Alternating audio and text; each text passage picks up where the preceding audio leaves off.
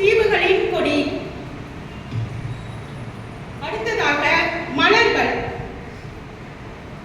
Cook தீவுகளின் அடையாளங்களில் மலர்கள் இன்றியமையாத ஒன்றாகும். இவை அன்பு, நட்பு மற்றும் மரியாதையை அடையாளப்படுத்துகின்றது.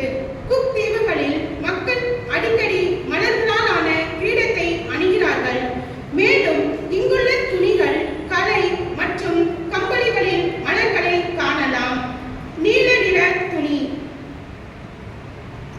நீல நிற துணி கடலின் நடுவே உள்ள நீல நிற நீரால் சூழப்பட்ட அழகிய குக் தீவுகளை குறிக்கிறது. பாத்திரத்தில் தண்ணீர்.